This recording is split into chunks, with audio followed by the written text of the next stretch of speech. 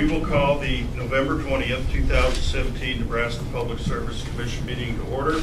Agenda item number 1, announcements. We are subject to the Nebraska Open Meetings Act, a copy of which is on the wall, and there's also a copy on the back table. Second agenda item is public comment, and as we have only one item on our agenda this morning, and that matter is a contested proceeding pursuant to the Commission's public comment policy, we will not be taking any public comment at our meeting today. Agenda item number 3 is the schedule of proceedings for the Commission. Tomorrow, Tuesday, November 21st at 10 a.m., in the matter of docket number 911-002, the Commission on its own motion seeking to determine the surcharge for the Enhanced Wireless 911 Fund. And that'll be tomorrow at 10 a.m. Tuesday, November 28th at 10 a.m., the Commission will hold a regular meeting. Again, that is Tuesday, November 28th at 10 a.m. Agenda item number 4, natural gas pipeline and electrical transmission lines report and action.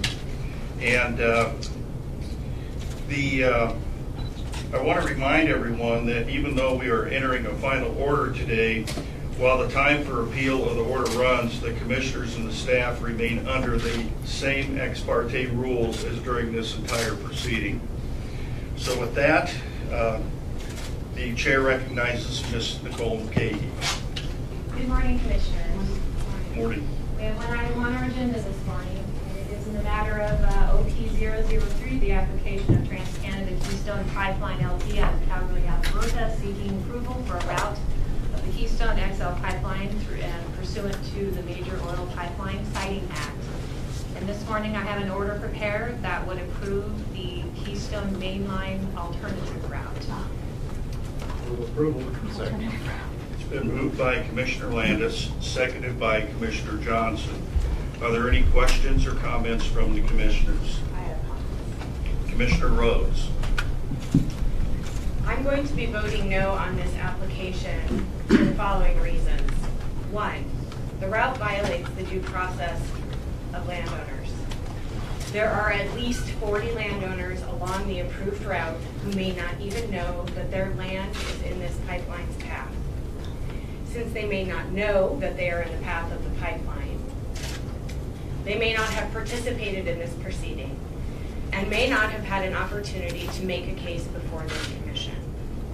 2, the federal and state agencies that conducted studies of the proposed route, but the route that's being approved here today is a different route. Quite simply, the mainline alternative route was not the focus of that intent study.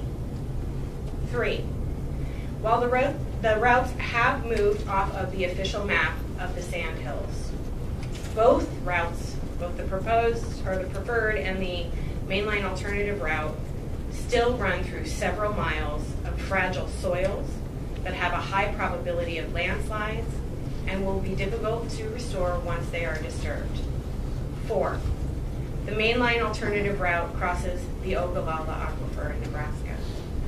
5, the applicant provided insufficient evidence to substantiate any positive economic impact for Nebraska from this project. No contracts have been entered into by Keystone or TransCanada with any Nebraska labor union or with any contractor. There was no evidence provided that any of the jobs created by the construction of this project would be given to Nebraska residents. The short-term increases in property taxes collected will not offset the losses to the overall value of the land through which this major oil pipeline runs. Further, the limitations in the orderly development and operations of the affected land will result in a loss of land value from the limitations. The Nebraska Department of Revenue could not conclude that this project would have a positive tax impact for Nebraska. 6, the applicant admitted that it had not spoken with the Nebraska Native American tribes. The applicant reported, according to the DOS, that they had worked with the Southern Ponca tribe who reside in Oklahoma, not in Nebraska. And finally, another utility corridor exists that could feasibly and beneficially be used for this route. The applicant did not prove that twinning or co-locating the Keystone XL Pipeline with the Keystone 1 pipeline in eastern Nebraska was not feasible and beneficial. Rather, Keystone stated it was not their preference to use that corridor. The applicant did not refute the landowner's argument that using the existing Keystone 1 corridor would avoid fragile soils, reduce impacts to endangered species, and avoid widespread controversy and opposition to this project. For those reasons, I will be voting no. Any other commissioner comments or questions? Being no further commissioner comment or questions, roll call please. Rod Johnson. Yes. Frank Landis. Yes. Crystal Rhodes. No.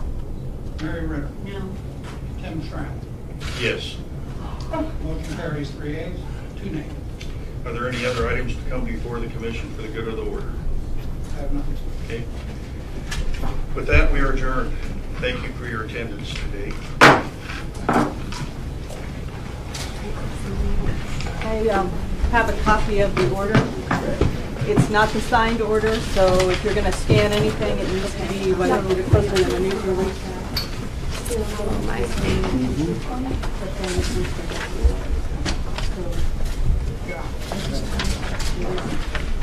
Thank you. Sorry. Doing it as fast as my fingers will go. They aren't going very fast. Yep, you're all right. No, good thing. Thank you.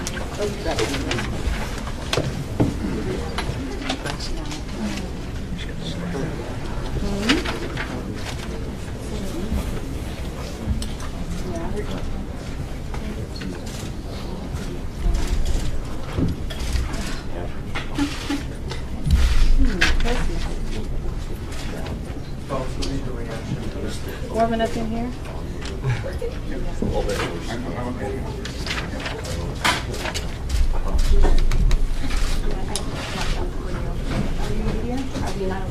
Nope, it's media only, thank you. You're standing here. Oh, sorry for that. Oh, sorry, I'm just passing, so. Thanks for coming down. Passes through our coverage area. Absolutely, we're glad you're here.